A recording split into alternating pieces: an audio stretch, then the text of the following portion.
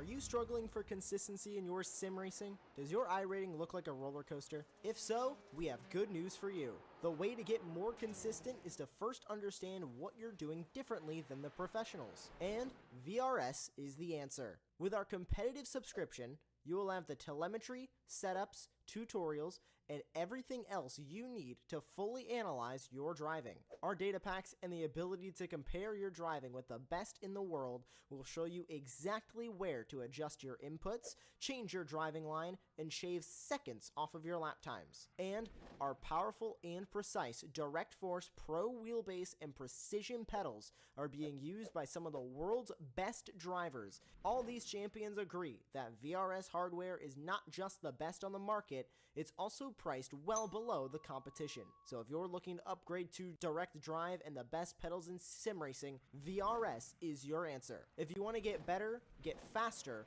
and make it happen sooner rather than later, you owe it to yourself to find out why so many people are switching to VRS. You'll be so glad that you did. Visit www.virtualracingschool.com and learn why the best use VRS.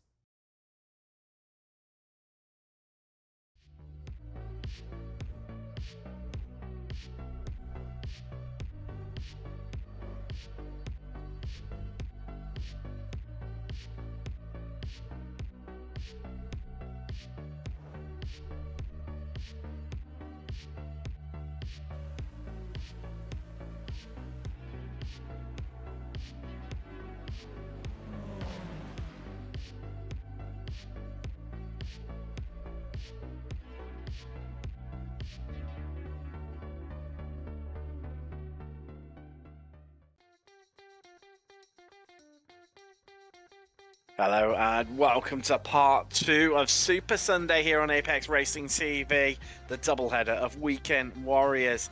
We had the Formula 4s earlier on from Brands Hatch, and what a finish that was. We're going to see the same here again from Spa-Francorchamps in the SRFs. Well, it remains to be seen. Big fast-flowing track, and these cars love to slipstream. All the ingredients are there for a great race ahead of us. I'm Tim Cox. Lewis Rea back in the virtual production trailer. Aaron Smith joins me for this week. But first off, before I start picking Aaron's brain about this one, let's take a little look at the championship standings, remind us where we are. Of course, into the latter stages now, and Drops Week starting to come into play if drivers have taken part in 9 or more races. That's denoted by the the column of numbers in the middle of the championship standings. Marco Panera leads the way, and well, it's going to take a lot to knock him off from there on 921 points. Jason Green languishing down in second, but that just shows the dominance that Marco Panera has had all season. Overstreet, she lies in third, way behind Jason Green, but this is where it gets close because 30 points behind is Dantas. Bradford Gould in with a shout, then Lasky not too far behind either, and Darlow, he's on 7 races, so still a lot of improvement from him. They've got Rodriguez, Wood and Andera rounding out your top 10. Across into Spec 2 now, and this is where things get a little bit more interesting. Not quite as dominant, but still quite dominant from Alan McCain. He leads the way on 571.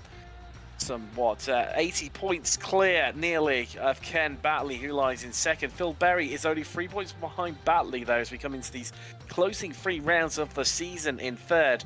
Josh Justice, Wubka, Gibson, all very close to one another. Bit of a gap back to Paul Jackson. Then we've got Verglini, Vogler, and Pocock to round out your top 10. Now, across into Masters, well, this one this season has just been thrown right open. So used to seeing the names of Race and Marnie and Murakami right at the top of the sheets. But this season, it's all about Tom Gradwell, and he is smashing things. Got an 81 point advantage over Antonio Race, but Race only taking part in 7 races so far this season. He's got room for improvement to easily close that gap down. Though he is tied for points on one Jim Brewster. He's also going for the Masters Championship in the Formula 4s that we saw earlier on. Can Jim do the double? Well, he doesn't quite know how he's up there, but he's absolutely ripping up trees this season. Brad Cathcart, he's in 4th, only 10 points behind the duo of Race and Brewster. Not far behind them, though, Stephen Mitchell, Yugmani languishing by his own high standards. Not the best of luck this season as a Swiss driver. He is in 6th. Then we've got Nunez, Longin, Murakami, who's won more championships than I've had hot dinners, down in 9th. Adam Bradshaw rounds out your top 10 here in Masters. But Spa tonight, Aaron, we're on the endurance pits, the old classic pit lane. And that makes it a really, really long transition. Not as long as it could be with the full pits, but still, it's the longer of the two options available. And that makes these pit stops so crucial come race. I don't think I've ever met anyone who actually likes this pit lane layout, to be honest. It's just, honestly, you go into the pits and it feels like you're there for about a year and a half. It's so long, and especially in the likes of GT cars as well, where this layout is usually used. It's probably even worse there since pit stops are a bit more frequent than we've got today. But like you say, pit stops are going to be a crucial part.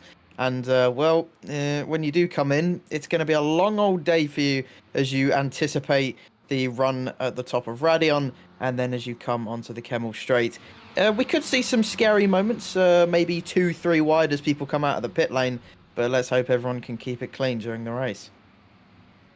This is the Weekend Warriors, Aaron. I think there's no doubt that there's going to be 2 and 3 wides. Plenty, that's for sure. Qualifying, always a tricky one there at Spa with this long lap. 2 minutes 42.79 is the quickest so far by a left player. That'd be the first time the Cheshire driver will have been in pole in this series so far. However, I mean, with that long lap time, averaging, well, across our field, probably, let's call it 2 minutes 45 for round numbers. Means realistically, Aaron, you don't get many tries, certainly compared to tracks we've visited early in the season, like Road Atlanta Short, for example, or even Lying Rock, where, at sub 1 minute laps, you could get, well, potentially 20 laps in. Here today, you're looking at maybe 5 at very best. Yeah, but at the same time, it gives us a lot of overtaking opportunities, I'd say, with these a little bit slower cars. And it's a fairly wide track. It's not the widest in the world, but it gives you enough room to go 2-3 wide through a lot of these corners. I wouldn't recommend it through the likes of Air Rouge and Radion, of course. But if you're feeling risky, you could make a cheeky move up the hill. And I don't doubt we'll see a few of those today.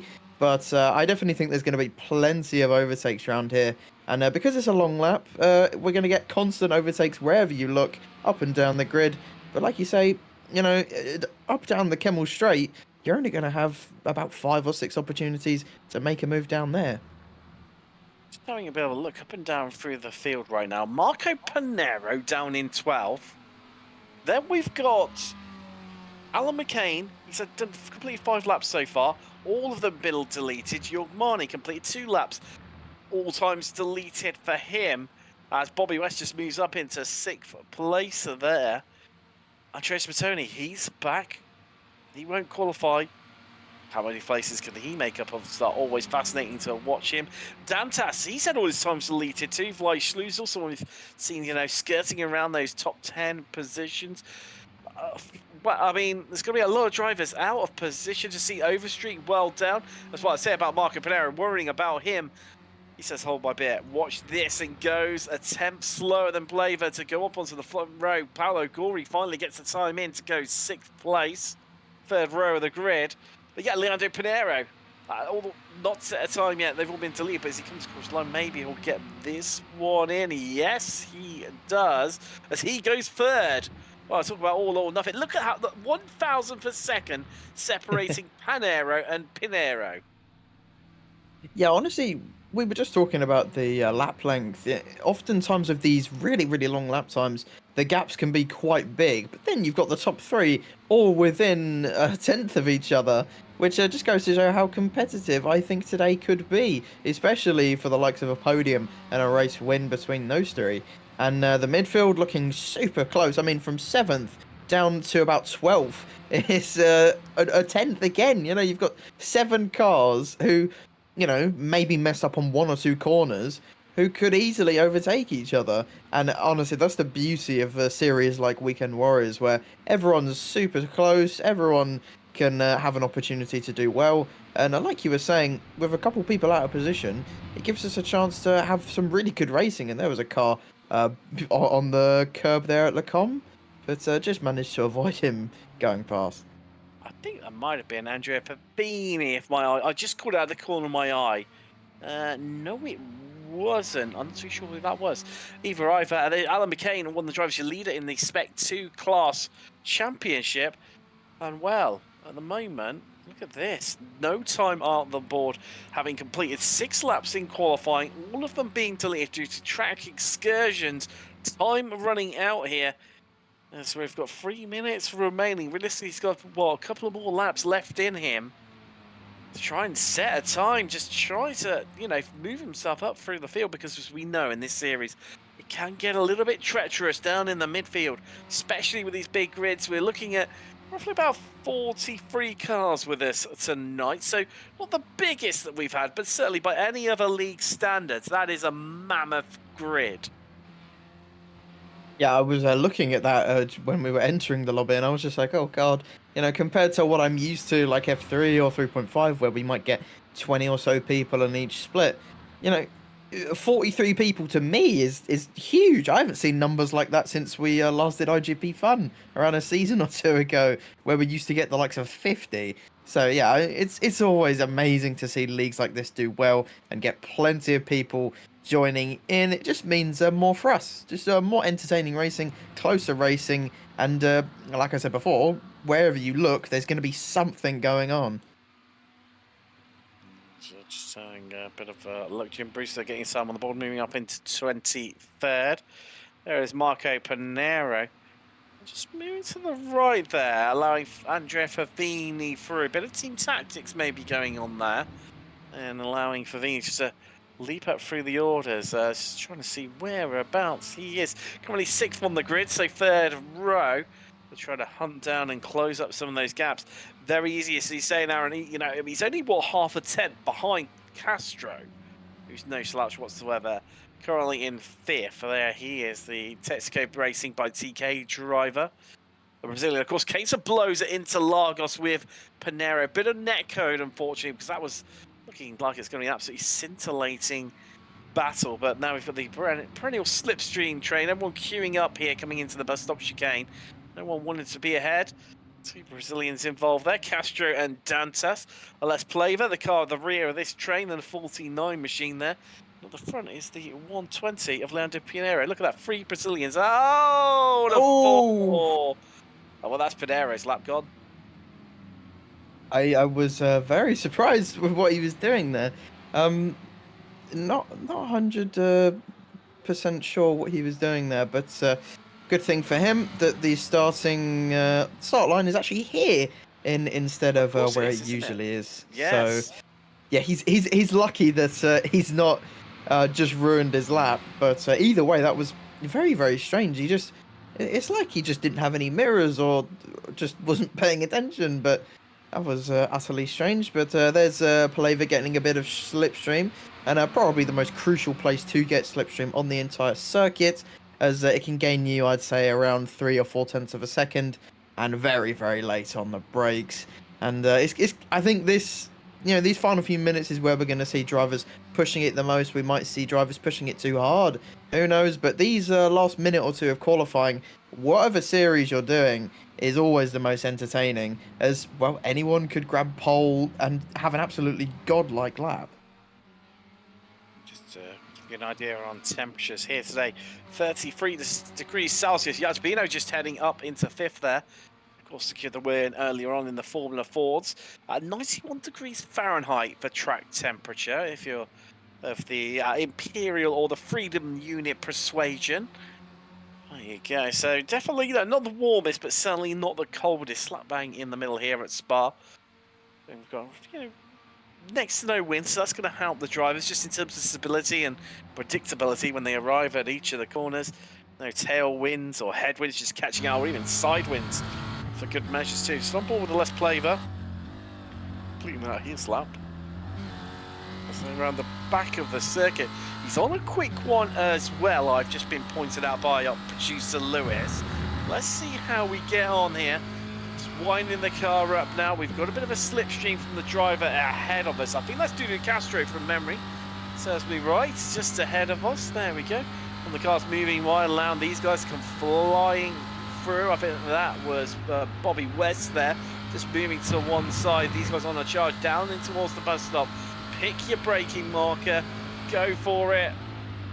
And is he going to be held up just a little bit? Maybe. Is this going to be the difference here? I mean, Pinero's done as well with qualifying.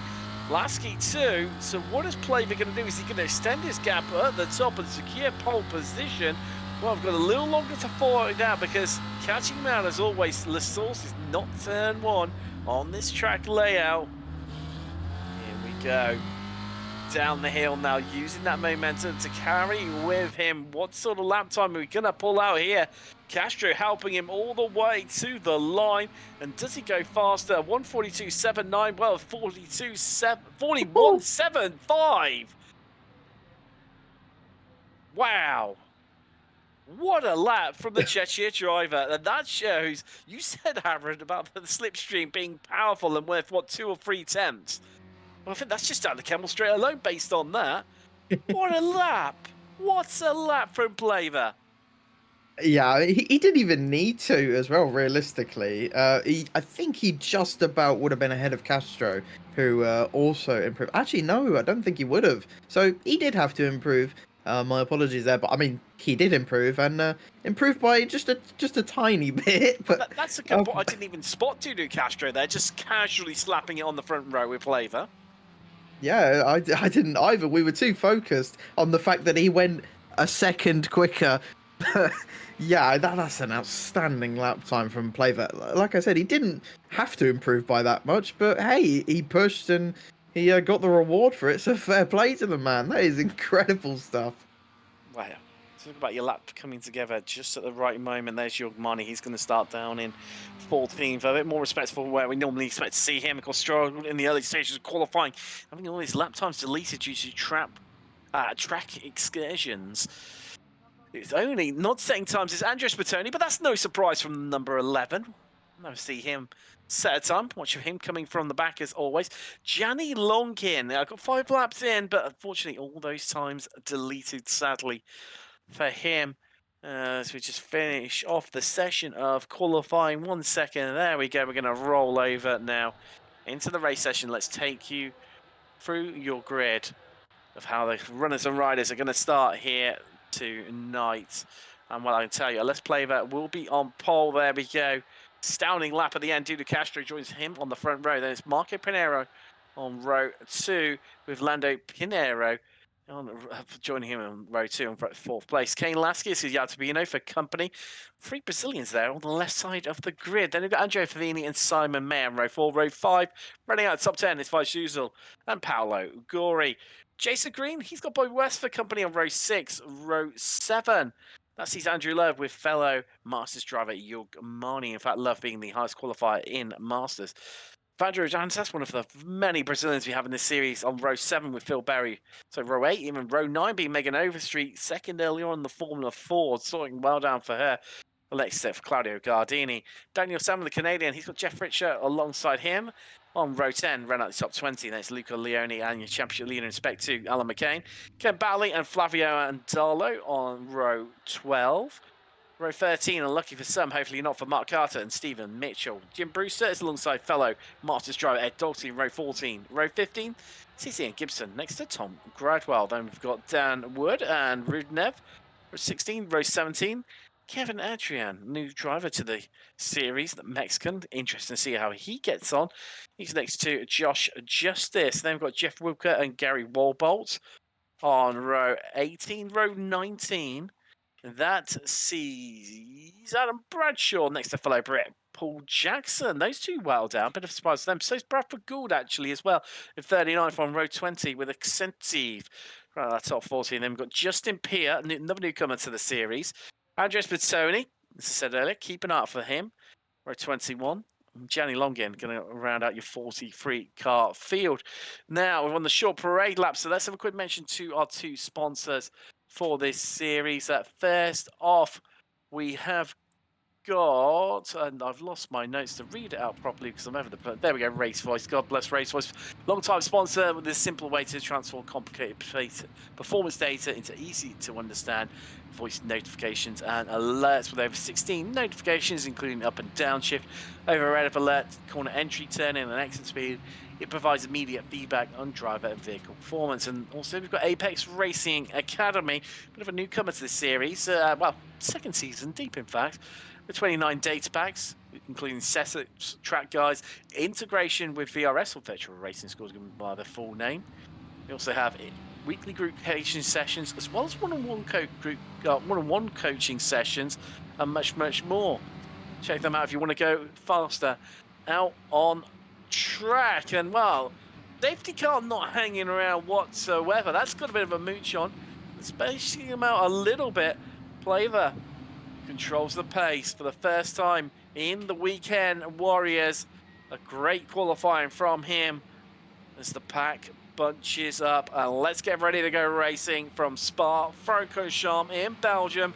Round 10 of the SRF Weekend Warriors are green. They are go. And already I can see in the background they're 3 and 4 wide as we head down into Eau Rouge Radion.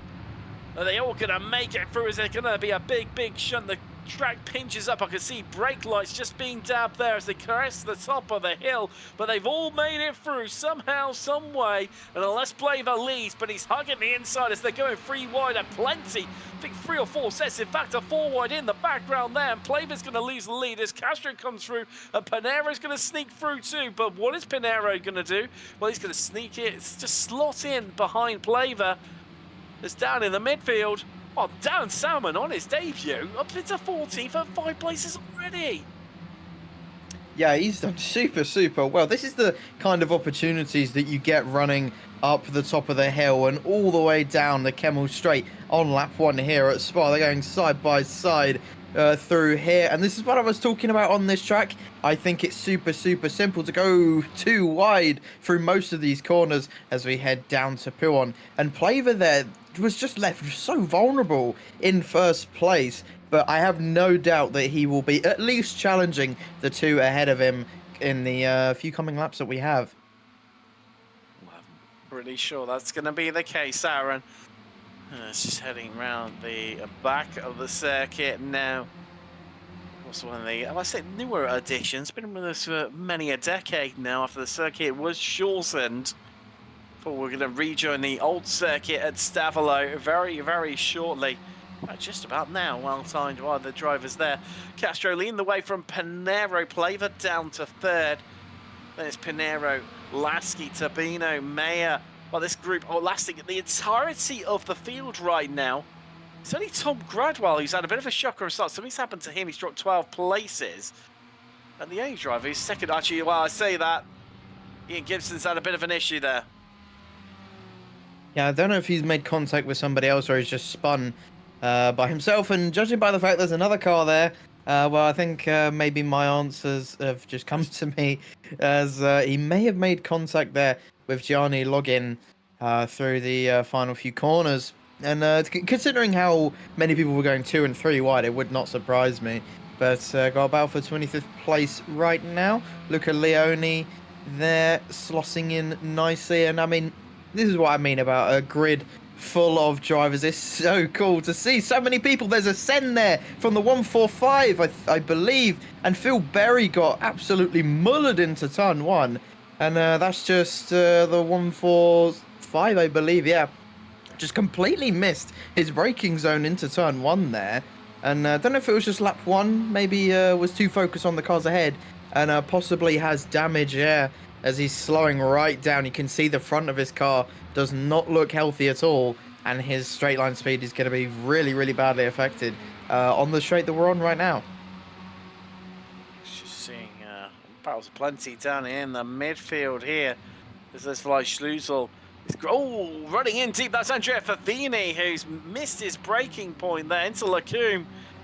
Taking to the exit road. He's going to pick up a bit of a slowdown for that one. There goes Overstreet through. Jeff Ritcher as well in the 43 machine. In fact, your biggest gainer so far, well, it's that man. He's at it again. He's back, and he's back with a bang. Andreas Mattoni up 13 spots into 29th. he starts to pick his way through the field. Also, he's out to Vishlugal and Dantas dropping through the field. This group's going to pick up on them any second, I think, and maybe the aftermath of the incident.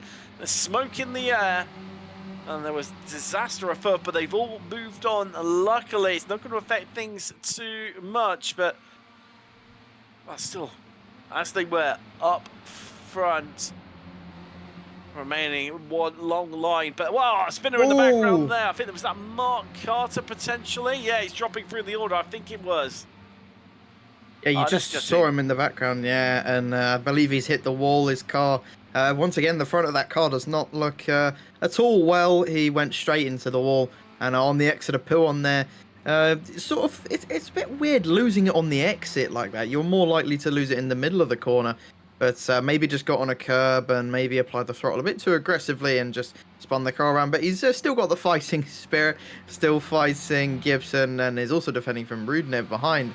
And here's Daniel Salmon up into 10th place. He's got many cars in his rearview mirror. That's not a scary sight at all as a driver, as he's going to have to defend into the bus stop chicane from the drivers behind. Mani seems to be his challenger at the moment. He defends well into this corner, but like I said, as a driver, seeing that many cars in your mirror is just probably one of the most scary and worst feelings, as he's going to be so vulnerable come onto the Kemmel Straight. Some big names in this group behind stalwarts of this series. You've got Marnie, Overstreet, Green, Favini, all in this group. Gardini, he's been around the block a fair few times. So is Jeff Fritcher, who's trying to get the move done on Gardini. In fact, I think he's just ahead. Maybe if Gardini's going to lift. Yes, he is. He just yields the place there to the American, allows him through on the entry into Eau Rouge to come out of Radion. Well, it's too wide. Is Flavor going to make it 3 wide? Thinks about it, tucks in behind Castro. Pinero on the inside there. Is he going to get hung out to dry? Pinero has a bit of a look as well. But they remain as they were. But this top 6 starting to really break away now. 3 Brazilians in that top 6. As we see here, Salmon, well, he's lost a place. That's Marnie finally ahead. What can the Swiss Masters driver, your leader in Masters, in fact, up into 10th now, 4 places. This little group working well together, gaining a lot of places. The only exception being Jason Green at the rear, who's dropped for 4 in this stage. And that's Marmani. He's cursed the commentator. He preys on someone, and then all of a sudden it goes wrong for him. Yeah, it's too much experience with that. He's just completely lost the car there, and I'm not 100% sure who he actually made contact with. I believe it was either Favini or Gardini. I'm not 100% sure. But he's still going, but I imagine with at least some kind of suspension and bodywork damage. As there is Fritz trying to defend from Solman in 10th place. And, well, he overtook... I've lost it now. Manny, there we go. When he spun, but now, down the inside, there's contact, and let's hope the other cars behind can keep it clean. And big contact. That's Jason Green there into the side of Fritcher. Other people caught up, and well, we get to showcase the Ford Spec Racers damage model there, but unfortunately at the expense of Green and Fritcher, who are on absolute blinding races there. Shame for them. It's bunched it, spread them out a little bit once again. Back up front, well, they're all having a good go. They're all queuing up to have a go, in fact. Here, Marco Pinero, Lasky ahead now. He's jumped 2 places. Pinero's remaining 4th. Plavers dropped to 5th. Sabino still at the rear of this group. And then I think this... No, it's not. I'm trying to work this one out. Yeah, that would be, in fact, Simon Mayer.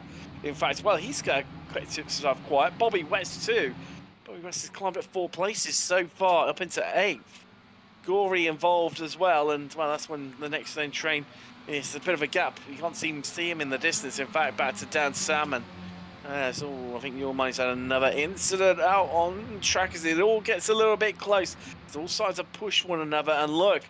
In all this battling, Castro and Pinero have broken away as they're side by side. And Pinero takes the lead here. I think Castro's just happy to hold in and just dip back in as they're 2 by 2. We're going to make it 3 wide. Yes, we are. We even might make it 4 wide potentially in the background there. Down the Camel Straight. No, we're not. We stop at 3, but it allows Let's Flavor back up into 3rd. Tabino goes from 6th to 4th. And, well, Lasky, after taking 3rd, is now to the back of this group in 6th. I mean, this is just Spa being Spa, isn't it? As our production man said, it kind of suits it really well. This is just, I believe Pinero might have made some kind of mistake. He slipped right down the order, and he's dropped to 9th place. He's lost about 5 seconds there. And I was just about to mention, this is another thing with these kind of slower cars on this kind of track. You've kind of got everyone split up into different groups. You've got kind of 1st to about 7th or 8th, I'd say. And then you've got the battle for 10th place. You've just got a bunch of people battling it out for different places. And this is Jeff Frieser, who's all the way down in 36th place. And his car does not look very happy. As I don't think many people's cars are going to look very happy. Who's that going off in front of him? That's Login. Yeah. And he just nearly lost the car. And many people losing the car. That's, 3 people in about 2 corners who have nearly hit the wall. I believe one of them actually did. Okay, yeah, that was Bradford Gould, I think. Yeah, look at that right side of the car. Looking very bruised and battered. I think that may even be a pullover and retirement potentially for the American. You know, well, look at that. He can't even make the double left half that is poo on. And he's not even going at full chat either. Meanwhile, back up through the field here for Vini. Just losing a bit of progress right now. That's Overstreet and Gardini ahead of us. Favini, one of the drivers who's really struggled here. Been a bit bullied in these opening stages. He's dropped 6 places. Finds himself now down in 13th. And they were starting to bunch up this group with that sort of best of the rest battle starting with the less flavor at 3rd.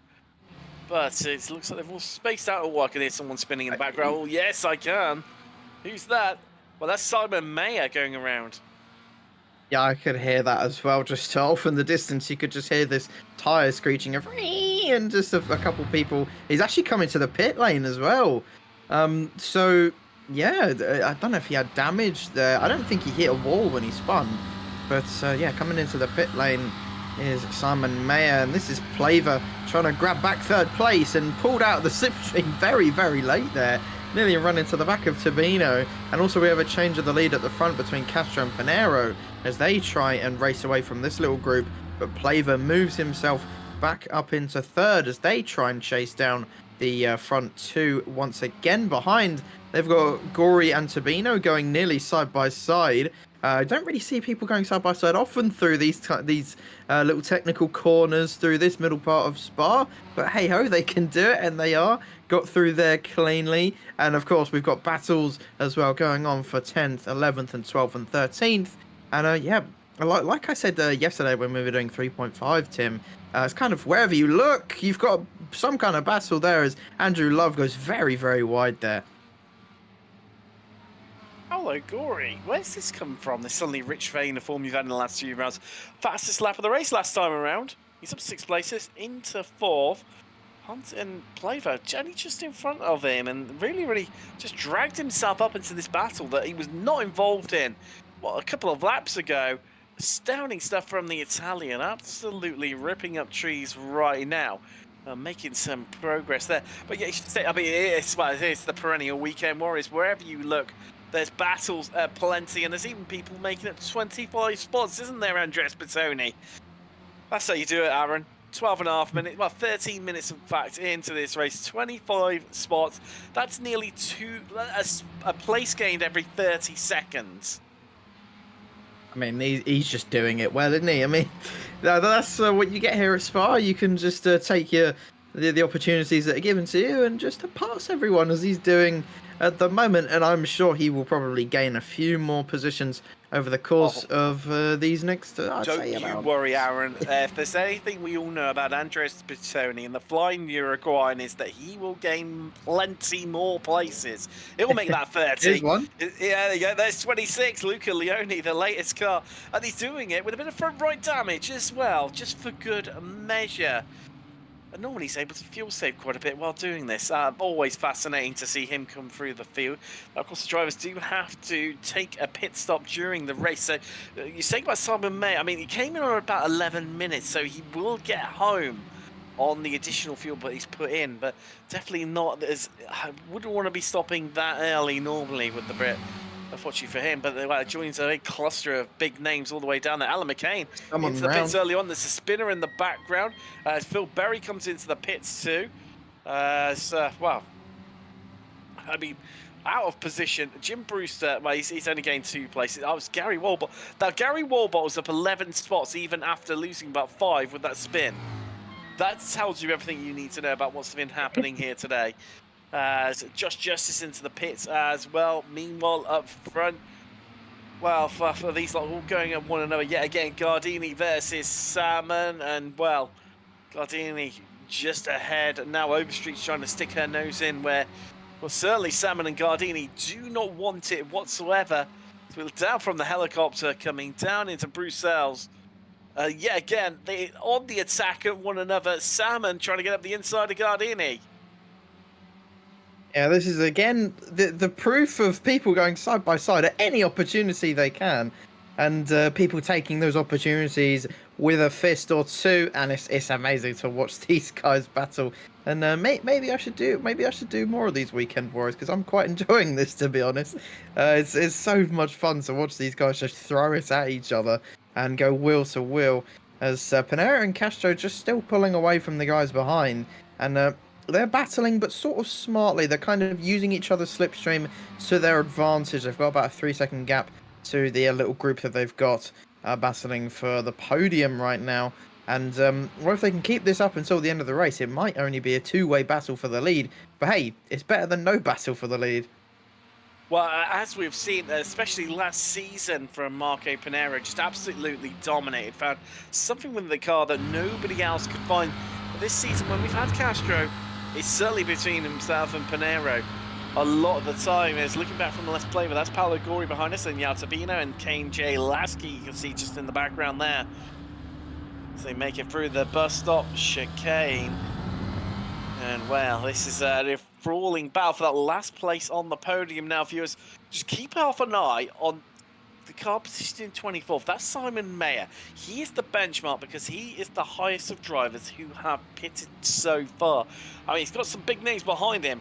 McCain, Wood, Gradwell, Brewster, Green, Andalo, Fritcher, Dantas, Gould, Batley. I mean, they're all stacking up and they've all been caught up in issues as Bobby West heads into the pits from 7th place. Well, a fair few drivers going earlier, and I'm not sure with the power of the slipstream, which we saw it in qualifying, where Castro and Plava worked together and worked their magic, is that I think you need to stick with these battles rather than dipping in as we go 3 wide down the camel straight there. And in fact, Yatabino splits apart Gori and Plava and says, thank you very much, I'm taking third, I'm taking control of this, because Castro and Panero are getting away, and we need to get after them. Yeah, they really need to get a move on and just start working together a bit more smartly, like they did just then. Not intentionally, but they just need to be a bit more smart with their slipstream. But yeah, I completely agree with what you're saying about the pit stops. You honestly, at some tracks where you might lose a bit of time from following other cars and the slipstream isn't too powerful, you probably want to come into the pits so you can have some clean air, you can drive all by yourself, set some good consistent lap times, and maybe overtake some of the people that come into the pits a bit later. But yeah, like you say, pitting early on, you've got to put more fuel in, you're getting more time into the pit lane, and at the same time, you're losing time to the people who are still staying out. 1, saving fuel in the slipstream, and 2, also gaining time in the slipstream anyway. So yeah, it's I definitely say the people who are going long into this first stint are most likely going to come out on top, as whoever we cut away from there just got very sideways, and hopefully they kept it on track. But here's the battle for 30th place, and you can see how much time people are losing in the pit lane, and I'm definitely with you, Tim. I think whoever's going longest is going to gain the most out of this. I mean, as long as if you can come in with someone's slipstream, I think you'll be okay. But if you don't, I mean, Bobby West is looking okay at the moment, so he's the highest of everyone who has pitted. He's come out in 19th position. There he is. Now, he's got Paul Jackson, who qualified out of position, hence why he's up 20 spots into 18th now. So, I mean, Paul's not no slouch. West is probably slightly quicker, but he's got someone who he can work with there. However, this is the big thing. Jeff Wubka, who's next on track, is some 7 seconds up the road. And I think that's what could end up hurting West. But then if West was carrying a bit of damage, of course, one fast repair available to all of our drivers here in Weekend Warriors. So, I don't know, it's a tricky conundrum, isn't it? Do you, don't you? What's going to work out the quicker? Do you come in early, don't have anyone to slipstream with, but you get your fast repair done, or do you hang on in there for dear life and hope you don't lose too much time? Talking of being by yourself, all by himself there, up 23 spots is Adam Bradshaw in 14th. Andrea Favini is headed into the pits, so be interested to see where he comes out in amongst West. I can see it's all kicking off again up front, and there we go. Castro ahead of Panero, and Plava and Gory have got back past Tabino, who, well, stormed past the pair of them at this time last lap. Yeah, this little group behind these two are slowly starting to gain back the time that they had lost, but they really do need to kick it up a notch and go a little bit faster if they want any chance of fighting for the win today, as Castro and Panero are both working relatively well with each other, but this battle for 10th place is still going on, and it probably will do right until the end of these 40 minutes.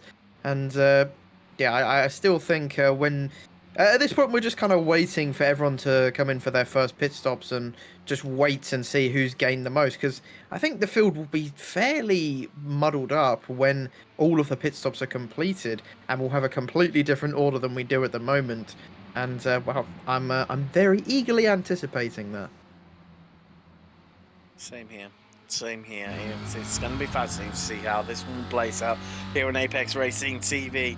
Yeah, again, another classic here on Weekend Warriors on Super Sunday.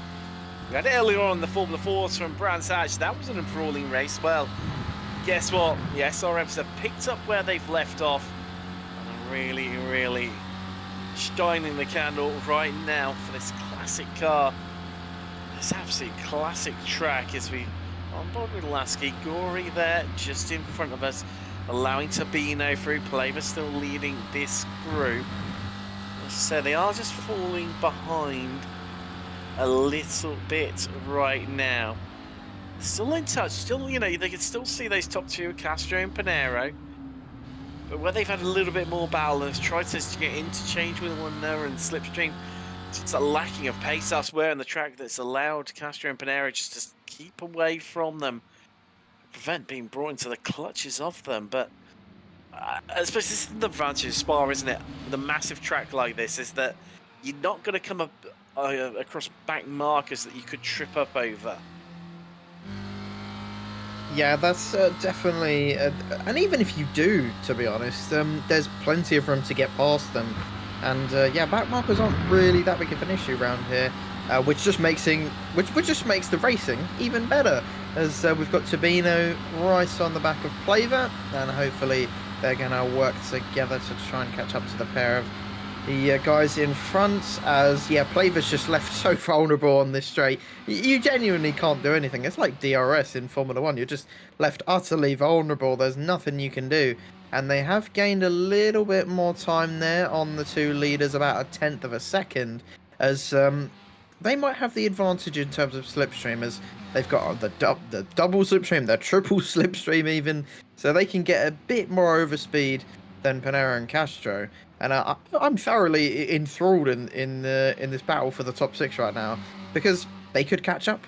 We could have a 6-car battle for the lead.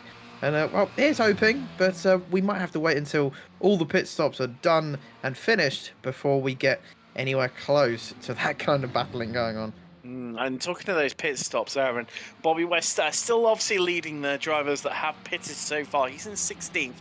Everyone above him yet to stop.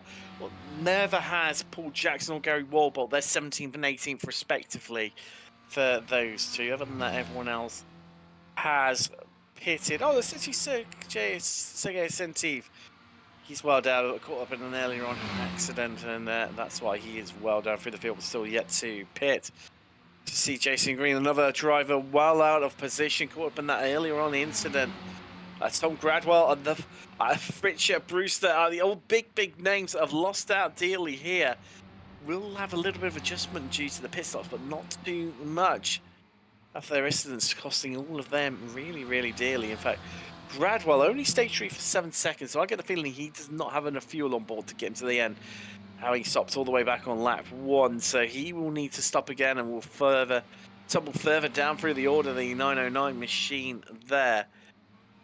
Looking further up for the field, it's just settled down a little bit.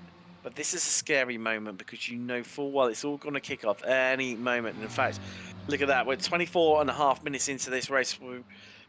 Over the course of the next 5 minutes, the next 2 laps realistically, you're going to see the rest of the field pit.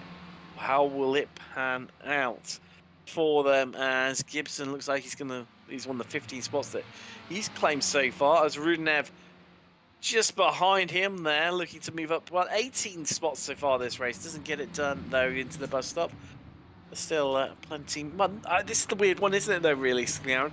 It's not the place that you want to be making the move because, well, you know you've got more laps to come.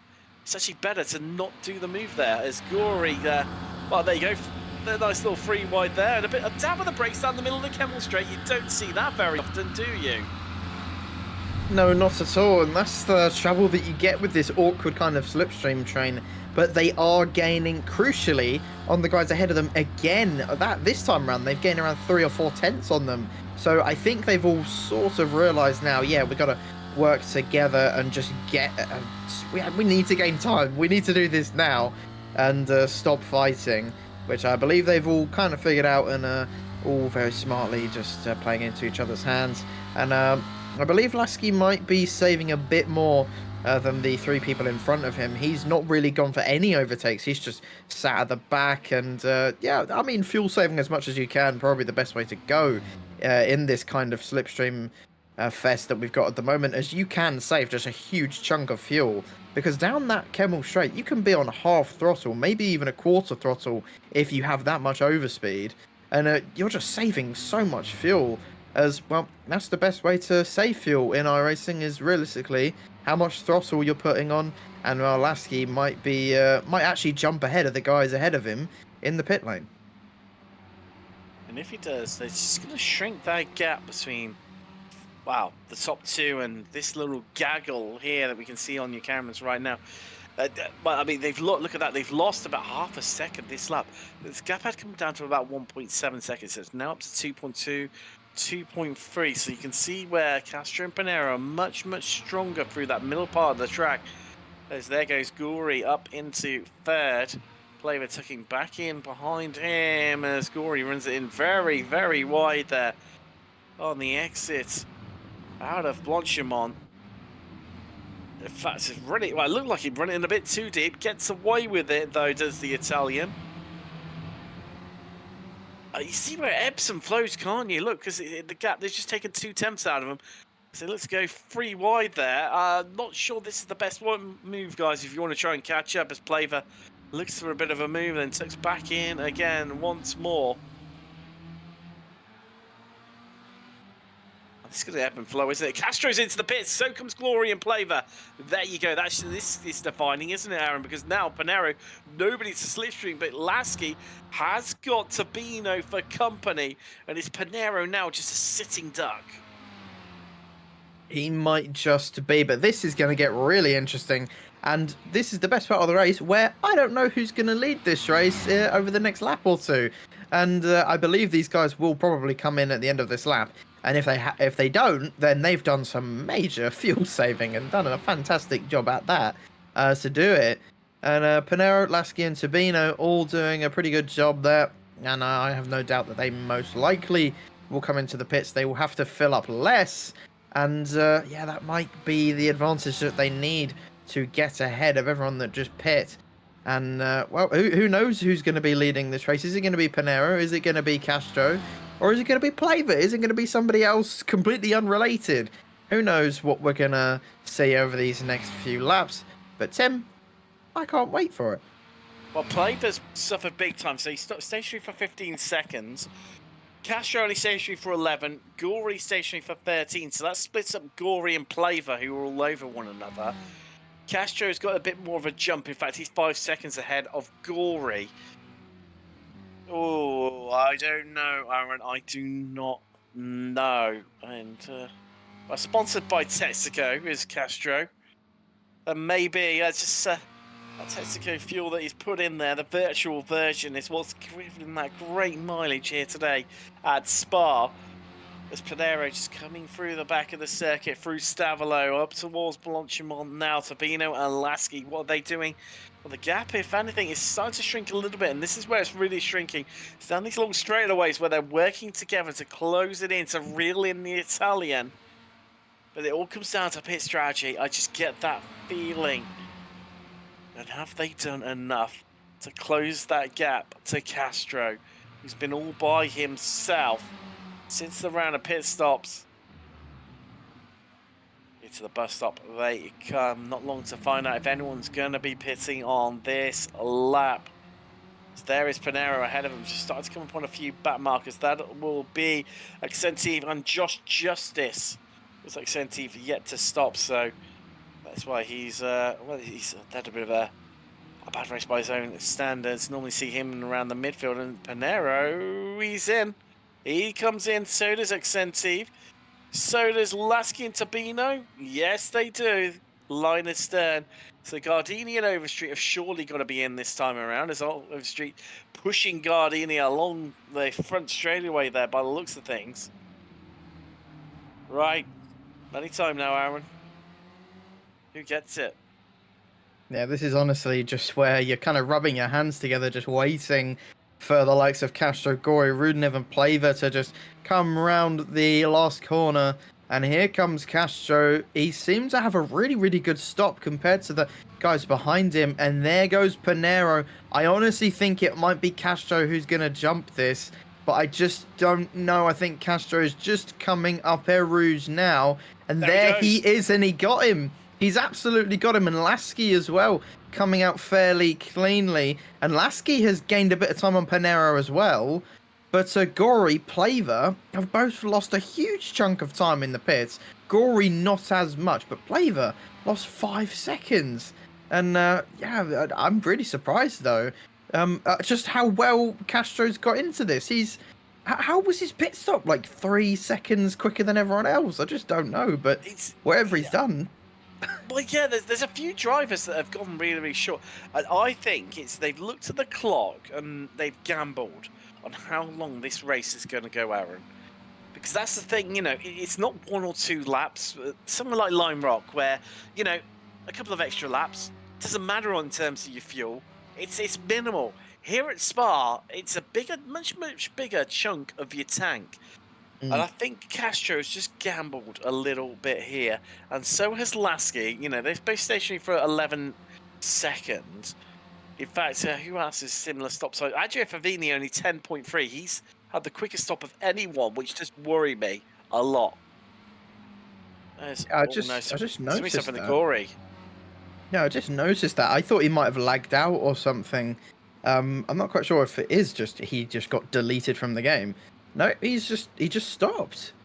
What on earth has happened to Gory? He's just given up. Oh, maybe because he went really wide through No Name there. Do you think he might have gotten a penalty or something for too many off tracks? I'm not sure. That's the only thing I can think of. He has been pushing the track limits quite a bit. Maybe even a bit hardware issues potentially, but gutting for the Italian because he was having an absolute barnstormer of a race. I mean, yeah, he was a bit wide. He would have picked up an X for that, and maybe there's a little bit of, do you know what? This is going to put me well out of contention. I've had enough. I just pulled the plug on it. Yeah, that's really wild. I mean, my guess is that he just got a penalty for it, but I don't know. It's really, really weird.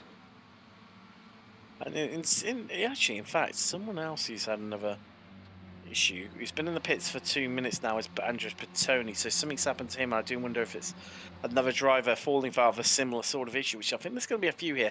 Spark, very, very easy to pick up off tracks on around here as we see Overstreet, and that is Marnie just behind us, although get the feeling this is a move in the making and just about to get done here. So just building up to it. About to see on the brakes into the bus stop came. Do you get the feeling, Aaron? It's it could happen. I mean, it's a fairly good opportunity. The bus stop is, of course, well known for being a fairly good overtaking opportunity. But yeah, this is what happened to Bertoni, and I'm very confused. Give me a second. Well, I think I'm gonna guess speeding in the pits, maybe on entry. Either.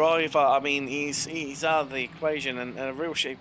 Well, there he runs very, very wide out of the source, and I think maybe that was like, well, do you know what? That's it. I've used all my off tracks up. I've picked up a penalty as well as needing to stop. I can't go around again because that's one of the issues. You know, you have to take your penalty first, and well, if you've got no fuel to get around the track again, then that's it. Completely and utterly destroys your races. Meanwhile,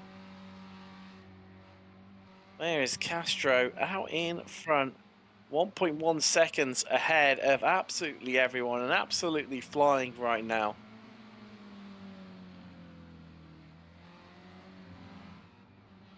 Lasky into third, but oddly not really made that much of an impression on Pinheiro. Just having a couple of technical difficulties right now. There we go. There we go. Back into the equation. Just like Pinheiro, I'll do the Castro. 9/10 behind. And closing. And now in the slipstream. And Castro, after all that ingenious pit strategy, well, comes down to this. Comes down to what's going to be the... not quite the penultimate lap. Actually, no, I think it... oh, this is going to be the penultimate lap. Yes, it is, isn't it? It is. So, not this time, but next time it will be white flag. It will be... well, Yeah. they all... that's how much they're pushing. You know, just off tracks to burn, and they're utilising them there to plenty. I mean, why not? You've got the opportunity to. So, hell, I mean, you've got a few off tracks. We've only got, as you say, 2 laps to go. And a little bit of cheesing the rules there, but honestly, it's fair game, isn't it? You've got the opportunity to do it, and Pinheiro really wants to catch up to Castro, and now I think he really is. So Castro should have put the foot down a bit more when he had that gap when he came out the pits, but he's just completely fallen foul, and now Pinheiro's only half a second back. So this last lap could get really, really interesting if Pinheiro can keep on the back of the 73 in front of him. Yeah, we see how close it is between so many of our drivers as McCain eventually getting past Gardini there. 2-1-2, flying down the Kemmel straight. Ahead of them is Salmon and Love, who are inseparable still. Coming through Lacombe there. So there is Favini even. Overstreet still tucked up just behind Andrea, the Swede. They've got Marnie just them. So Marnie leading Masters. Love is second in class, with third in class being Andrew Bradshaw up 16 places. So he's had an astounding result. Looking strong for that third place in Masters. As per Spec 2, well, that is going to go to Alan McCain, currently leading that class, up 9 spots into 13th. Second is Phil Berry, third Ian Gibson. So Gibson involved in the spin earlier on, but a bit of an instance, so done well to recover to that one. Yeah, this is what you love to see in fairly long races like this where strategy is involved. You just get A bunch of drivers flicking up and down the order constantly throughout the race. And like I said, before the pit stops happened, we're going to get a completely different running order than what we had around, I'd say, 7 or 8 laps ago. Well, they come into the bus stop for the second to last time. And, well, they're not going to come around the final corner. They're coming around the penultimate corner. I'm not used to saying that at all. It's quite weird, this layout, but a bit of fun as well as they come down the back straight up to the final corner. Who's it going to be? Panero or Castro? Tim, I don't know. I don't think you know. And Castro's still got a few off tracks to burn. But this is the opportunity that Panero has been wanting for the last 40 minutes as the white flag is waved. We've got one more lap of racing here at Spa. Tim, who's your money on? Your guess is as good as mine, my friend. Even now. So Panero catching on Castro. He'll go past, and Castro will be happy with that. Look, you see him just tucking back in again. I think that could be the place to be. But Panero, well, both of these two have been around the block, and they've come to blows already this season a couple of times. Now, it was netcode invoked, but even so, I mean, would they have had contact anyway all the way back in Interlagos a few rounds ago? Maybe, maybe not. We'll never truly know. Castro tucked up right behind Panero right now. And Castro invoking all of the knowledge and skills of his teammate, Gustavo Ariel, who we saw a couple of seasons ago, came in for a few races, absolutely smashed it. Of course, you will have seen him in the ESL R1 at the Games 8 Festival for Furia, a Brazilian team.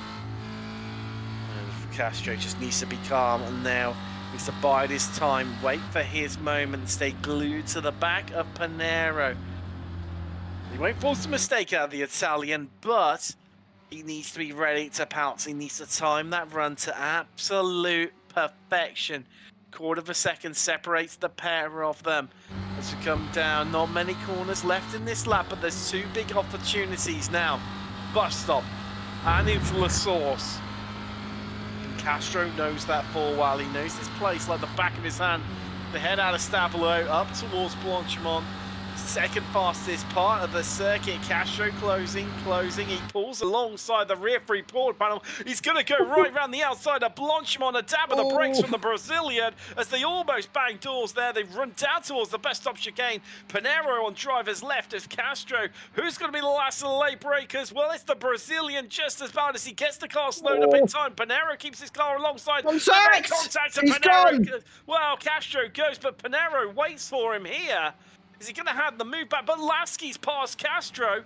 And also, looks like Tabino's going to come past too. What does Panero do now? Well, he's got going again. But Castro, after going for the win, in the end, he's going to come home fourth.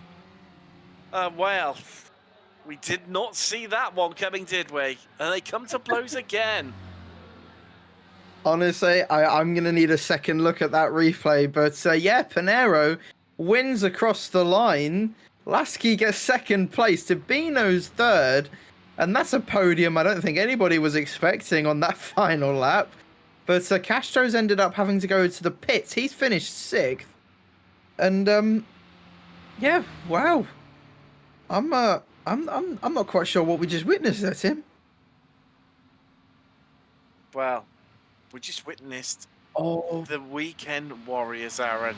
And, well, our producer Lewis saying, you know, did he hit the incident point limit?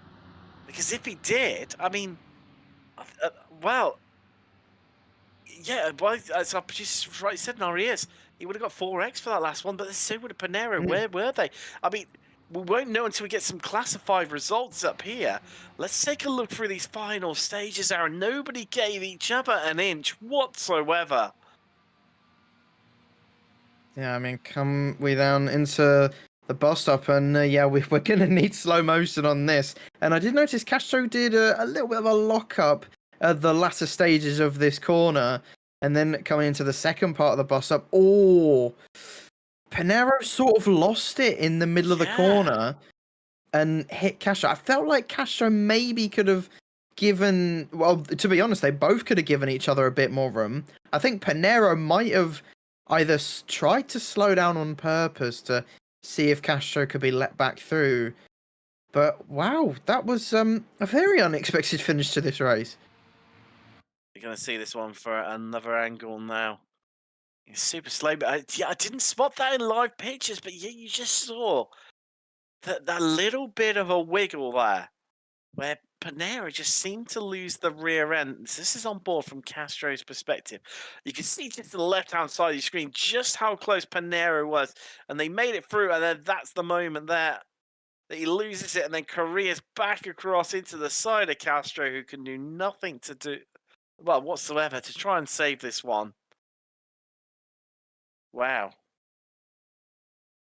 I'm going to be I'm fascinated to see these results because, I mean, Castro in the end looking like he was sick. Pretty slow down. So here's on board with Marco Panero's perspective. So, I mean, wow, just enough space. And there you go, just looked up a little bit and then lost the rear. Well, on board with him, it doesn't look as much, does it? But that first shot we saw, he was definitely losing the rear. Honestly, I just think they both should have left each other a bit more room. Like, Panero had a bit more space on the inside to use a bit more of the curb, and Castro had a lot more track on the outside, but of course wanted to get the best exit he could. So I'm gonna say that's more a racing incident than anything. It's kind of they both just didn't give each other enough room and sort of just merged towards each other. Panero didn't seem to lose it as much as he did on the outboard shot, and he looked pretty much under control of his car. So yeah, I'm just gonna put it down to racing, and yeah, they were just racing each other really, really hard for the win. And yeah, Castro, I just realized, yeah, he's completely lost it. Let me quickly have a look where he finished. He's finished down in 22nd, Tim. There you go. There you go. That confirms. Yes, he has, hasn't he? As everyone's crossed the line now. Yeah, that last incident is enough to just push him over the edge and cause that penalty. So Panero wins. Lasky second, Tabino third. Plava, West, Panero, Yugmani winning the Masters. I see he's standing by. We'll have a quick word with him very, very shortly. Over Stuart for eighth, then it's Favini. Salmon on his debut. Great to finish inside the top 10 for the Canadian. Love, who was second in class. Then we've got Gardini.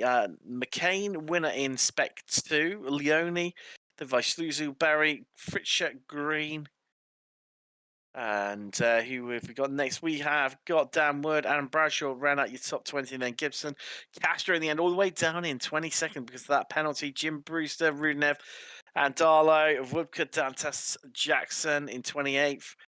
29th, we had Gary Walbot, Gianni Long in 30th, if my records are correct. Yes.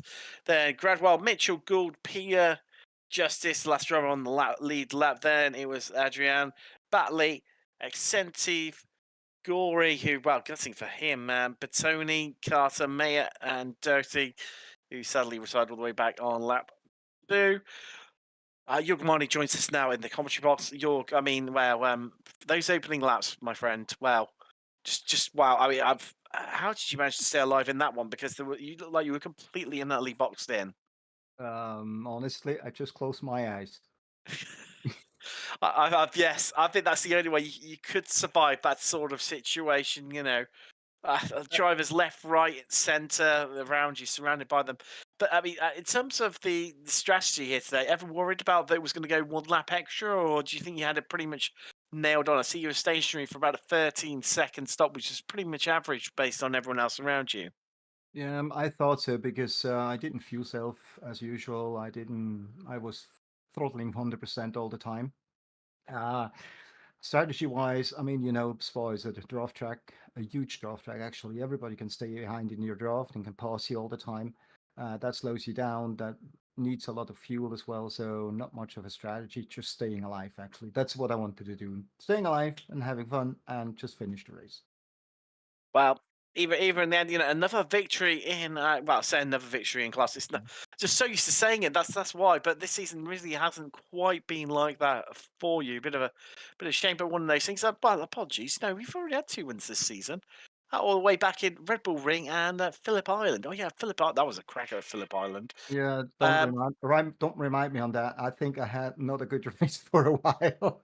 No, it did go downhill for quite a few races, but back to the top here in Spa after a bit of a 5-round hiatus from the podium. So, great to have you back. Congratulations on that. And well, we'll see you, I'd imagine, next week at Snetterton. Yes, you're gonna see me there driving. I don't know how I'm gonna end